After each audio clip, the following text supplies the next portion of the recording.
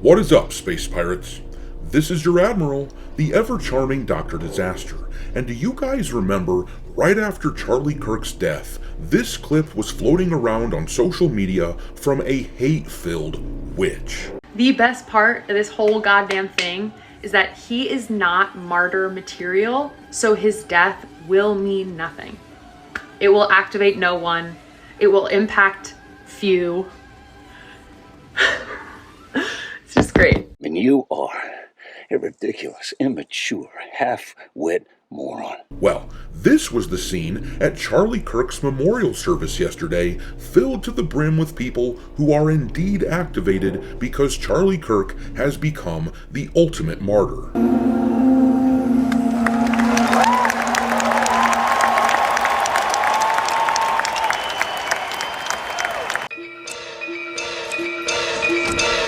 Oh, dear God, no! This tragedy, this assassination, has been one of the most moving events that our culture has experienced in a long while, and I still don't think that the progressive shitlibs out there fully understand what they've done. But it is starting to dawn on some of the more savvy members of their community, which is why they're trying so hard to formulate some sort of damage control. Meanwhile, we have clowns like this that are out there making it all worse for these leftist clowns by showing us all how ghoulish they are deep down.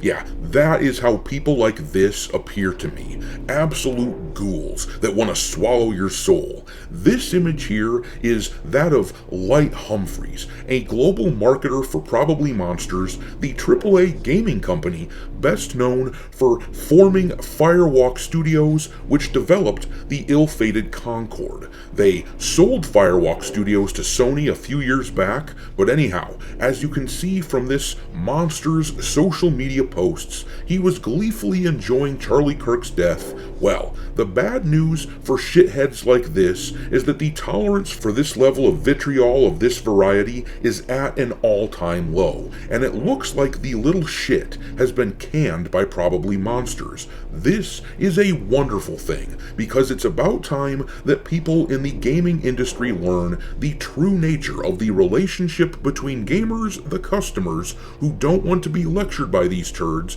and these gaming companies. Listen to me now. Yes, Master.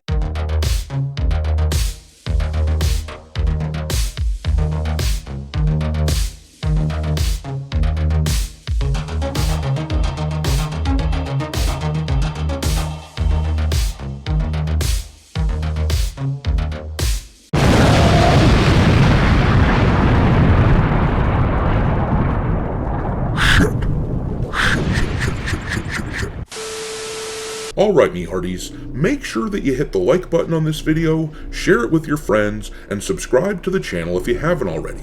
I've had a lot of people tell me recently that they've been unwillingly unsubscribed to the channel, so make sure you check on that.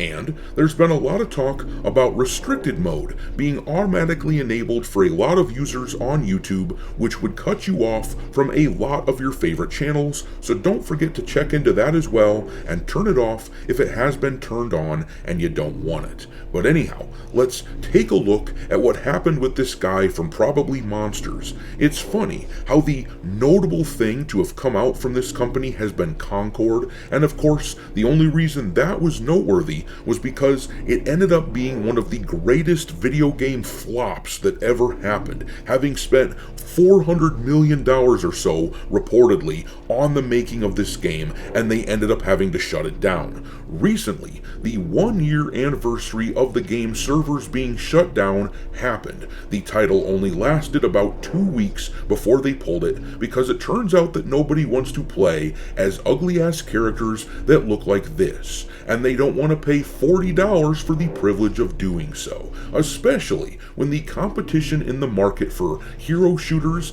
is literally free to play. So yeah, this isn't exactly a company that's known for putting out great games or anything like that, and based on the sort of person that they employed, at least in their marketing department of their company, it isn't hard to see why they have such a reputation. But I'd like to give a quick shout out to Smash JT for compiling this information. He was the one who originally posted this on X, which is where it was first brought to my attention. But anyhow, this is the stuff that this Light Humphreys person said online, which caused him to catch the notice of gamers who are sick and tired of these Looney Tunes in the gaming industry. In that first post on the left, he showed a picture of Donald Trump wearing a bandage on his ear after he was nearly killed last year, and he wrote, "I wonder if MAGA will start wearing bandages on their neck." And then he said Charlie Kirk's epitaph should read, "Worth it for the Second Amendment."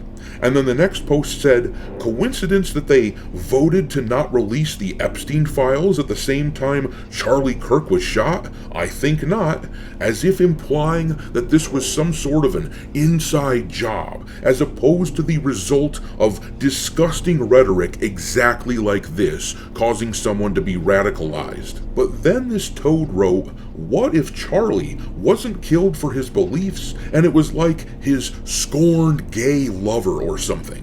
All I'm saying is we're jumping to conclusions here. And then the next one reads, "There is a non-zero chance Trump had Charlie killed to get away from the Epstein files. I did say he would try some wild shit, and this would certainly qualify. Anyway, I'm over Charlie. Let's get back to the Epstein files." But here's the thing that these brainlets can't seem to understand. The rest of the world is not over Charlie Kirk's killing.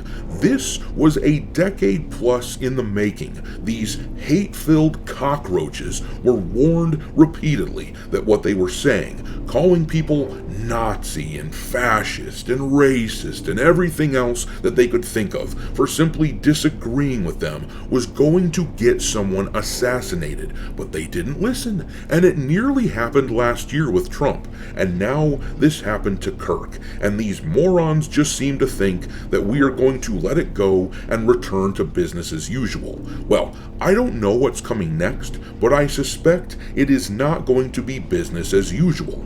Anyhow, then this disgusting idiot wrote, "Getting shot under a Prove Me Wrong banner while talking about Second Amendment rights is irony I thought only writers were capable of. Funny enough though, Charlie was actually talking about left-wing violence when he was killed." But anyways, the guy also wrote, "If the only way to make me feel sympathy for someone like Charlie Kirk is think about his family, maybe he didn't have any actual redeeming qualities." And maybe that is because people like this turd here who wrote this have spent so long dehumanizing their opponents that they're now incapable of empathy. This isn't the brag that you think it is, that you don't have empathy for somebody who was just killed in front of his family after you called him a whole bunch of dehumanizing names. But whatever, this guy has a whole bunch of other stuff that he wrote, which was circulating online, but after being called out for this, it looks like probably Monsters has fired this guy.